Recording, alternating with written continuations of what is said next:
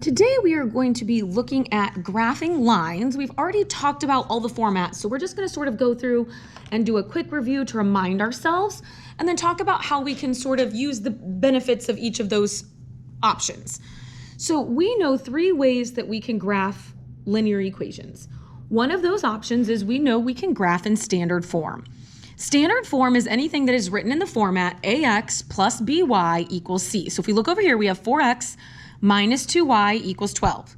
3x minus y equals 9, right? All of these have a number followed by an x, then our y equal to our constant, where x and y are on the same side of the equal sign. Okay, they're together on one side of the equal sign. That's sort of what tells us we are in standard form. The two things that we were able to find in standard form was that we could find the x-intercept and we could find the y-intercept. And we do that by sort of plugging in 0 for the other value, right? We know that an x-intercept always has a y value of 0. Always, always, always. We know that a y-intercept always has an x value of 0. So if we look at 3x minus y equals 9, and if we want to find the x-intercept, we are plugging in a y value of 0. Now, we then know that that 0 just goes away, right? Because that 0 becomes non-important. And so we'll end up with our x-intercept being 3, because we solved that equation. Okay, then we'll flip-flop and we'll find the y-intercept. So for the y-intercept, we will plug in an x value of 0. But again, we know that 0, 3 times 0 is just 0 and goes away. So we're left with a negative y equals 9. Don't forget that that negative is still there. Okay, so there's a negative 1. We undo multiplication with division, and we will get that our y-intercept is negative 9. So our x-intercept is 3, our y-intercept is negative 9. Now, we did eventually say, well, okay, yes, we can write down all of that math, but it's also okay to just know, if we look at problem B, right, that plugging in 0 just makes this go away, and we're solving a one-step equation. So if I want to find my x-intercept, I'm going to divide both sides by 7, and so my x-intercept will be 6 over 7. If I want to find my y-intercept, I'm dividing both sides by 1/2. Remember, dividing by 1/2 is the same thing as multiplying by 2, and so my y-intercept is 12. Okay, we can also graph once we know this information. So if we look at an example like that, right, if we cover up and we're sort of dividing, 12 divided by 4, our x-intercept is going to be 3. Remember, we're dividing by negative 2, so our y-intercept is going to equal negative 6. So when we go to graph this on the coordinate plane, we're saying that our x-intercept is 1, 2, 3, right? It's on the x-axis. Our y-intercept is 1, 2, 3, 4, 5, 6, because an intercept is always where it crosses the axis. And those 2 points then create our graph. Okay, the second option, or another option that we talked about, was graphing in slope-intercept form. Slope-intercept form is the format y equals mx plus b, right? We see that at all these. Y equals something x plus b, y equals something, right? These all say y equals, or they have y by itself. Okay, the two things that we could find in slope-intercept form, right, are the slope and the y-intercept, where the slope is represented by the letter m and the y-intercept is represented by the letter b. So if we are given y equals negative 3/2 x minus 5, right, we're just simply finding the number in the correct position. So our m is going to equal negative 3 over 2, and our b is going to equal negative 5. No math, nothing else, we're just simply pulling out where we see it. So if we look at b, here our m equals 3, right? We don't see anything being added at all, so it's really a value of 0, so our b is going to equal 0. We can then graph with this information as well. So if we have y equals x minus 2, again, we're going to start by finding that important information. We're going to start by finding m and b. So our m is the number in front of the x. So if we don't see a number there at all, it's a 1. Our b is going to equal -2. When we graph in slope-intercept form, we start at the y-intercept. So our b is -2. That's on our y-axis. So I'm starting at -2. Then our slope always needs to be in fraction form. So if we don't see it as a fraction, right, we're making it a fraction. And we are counting rise over run. So I'm counting up 1 over 1. Okay, and we could make as many points as we wanted here going in either direction, but that is what creates our line that should be extended across the graph with arrows on both ends, showing that it goes on for forever. The third form that we talked about graphing in was point-slope form. Okay, point-slope form, y minus y sub 1 equals m times x minus x sub 1. Okay, the biggest thing that we sort of see when we look at point-slope form is that we see the parentheses. Sort of what might jump out at us that we're in point-slope form. Okay, there are two things that we can find in this form, right? It is point-slope form. So hopefully we would recognize that we can find the point and the slope. Okay, the slope is always the number in front of the parentheses. So if we look at y minus 2 equals -x minus 5, the m is what's sitting in front of the parentheses. So right here in front of the parentheses, right, we see a negative. There's really a 1 with that when we don't see it. So our m is going to be -1. Our point is always an ordered pair. Now, we've been talking about this a lot with writing equations, so it should make even more sense to us at this point that when this x value looks like a subtracting 5, right, it looks like a -5, our x value is really a +5. And when this looks like a -2, it's really a +2. So our slope for that one would be -1, and our point would be 5, 2. Okay, for our part B, when we look at this one, our slope is what's in front of the parentheses, so our m would be +3/4. And our point would be a +7 with a -4, right? We're taking the opposite sign. So if I do that for this example, if I graph it, right, I'm finding my important information first. So my slope is -2. And the point that I get with it is a +1, -3. We plot our point first. Okay, so I'm going to plot the point, +1, -3. And then from there, I'm going to do my slope. Now, slope needs to be in fraction form. This currently isn't, so I'm going to put it over 1. Right? If I'm rising -2, that says I need to go down to right 1, right? Negative slope is always going downhill.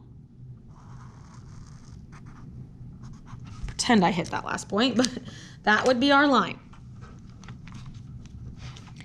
Now, the last form that we have talked about isn't necessarily a different form, but it's taking slope-intercept form and turning that into an inequality. Okay, so we can graph inequalities by knowing those rules of what we do with each inequality symbol.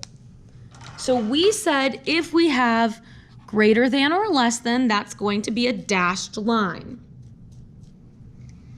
If we have greater than or equal to or less than or equal to, that's going to be a solid line. A little bit worried that this dashed line on here, oh, you can sort of tell it's dashed on the camera, doesn't show quite as well, but if we have greater than or equal to, that's telling us to shade above. And less than or equal to is telling us to shade below. Now remember, all of these rules only work if we are solved for y. Okay, so we always have to have it solved for y. It has to be in that slope-intercept form where we just have an inequality sign instead of an equal sign. So we're still going to start by finding that important information. So if it's in slope-intercept form, right, we're looking for our m and we're looking for our b. So our m is going to be -2. Our b is going to be +1. Our process to start graphing this is the same as slope-intercept form. So I'm starting at my y-intercept at 1. Okay, I'm making that slope -2. So just like we did over here, -2 over 1, downhill. So down to right 1, down to right 1.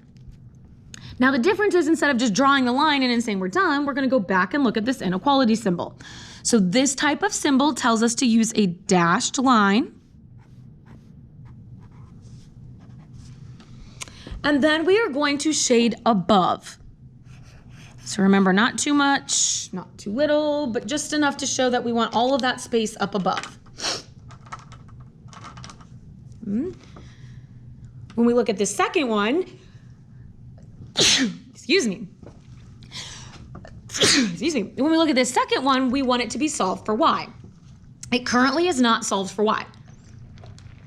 So to solve it for y, right, we know we're going to move our x first. So it's a positive 4x, so we're going to subtract 4x. That will give us a negative y is greater than or equal to a negative 4x plus 7. Again, that y is not by itself. There's a -1, so we're going to undo multiplication with division. When we divide by that 1, dividing by a negative is a reason to flip the inequality sign. So we'll get y is less than or equal to 4x minus 7. So our m is going to be 4. Our b is going to be -7. So we're going to start at -7. A slope of 4 over 1. So I'm going up 4 over 1. Up 4 over 1. This is a solid line because it has the or equal to. And we are going to shade below.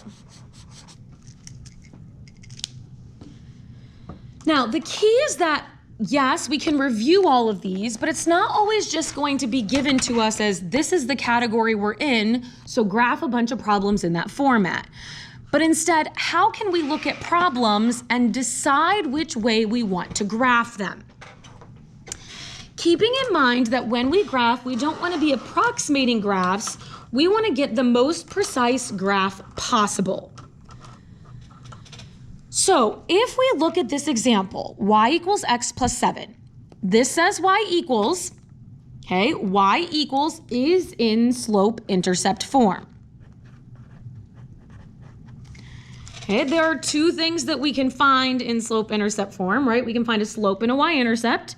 So our slope would be 1, our y-intercept would be 7. If we look at number 2,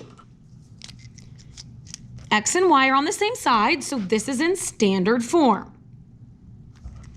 Okay, so if we say standard form, there's two things that we can find, an x-intercept and a y-intercept. So we will say that our x-intercept is 4, and our y-intercept will be -4, right? Because we're dividing by that -4. Now, standard form is our only one that is a bit tricky because if we graph in standard form and we get nice, neat intercepts, everything is perfect, we have no problem. But if we are in standard form and we're like this example B, can we plot a good x-intercept at 6/7? Even if you're like, okay, well, let me try and do a decimal approximation of 0.85. Are we gonna be able to find 0.85 on this graph? Not really. And so standard form is one that's a little bit finicky. So if we jump down for a minute and we look at this fourth one down, this is in standard form, but if we try and find the x and y intercepts here, our x-intercept is gonna be 10/6, right, which is really 5/3, and we aren't going to be able to graph that very precisely. If we run into that dilemma, we are going to want to graph this in slope-intercept form instead. And you might go, what? How am I going to do this? It's not in slope-intercept form. but we definitely know how to turn this into slope-intercept form. And we do that by solving this for y. So if we solve this for y, which we have done unit after unit after unit, right? So now we divide, and we'll get y equals 6/5, right? 2 negatives make a positive, minus 2.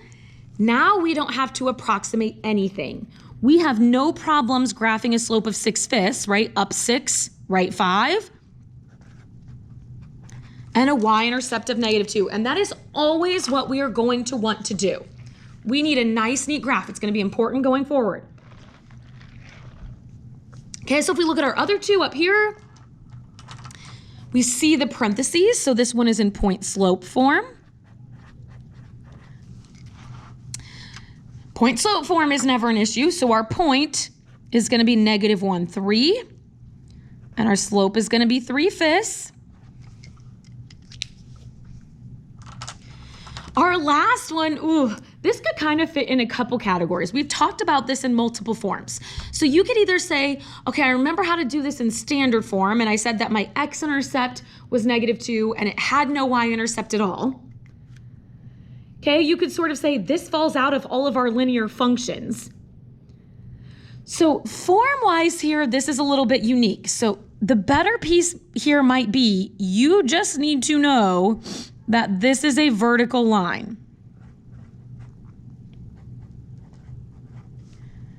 Okay, maybe that should be in the important info column, right?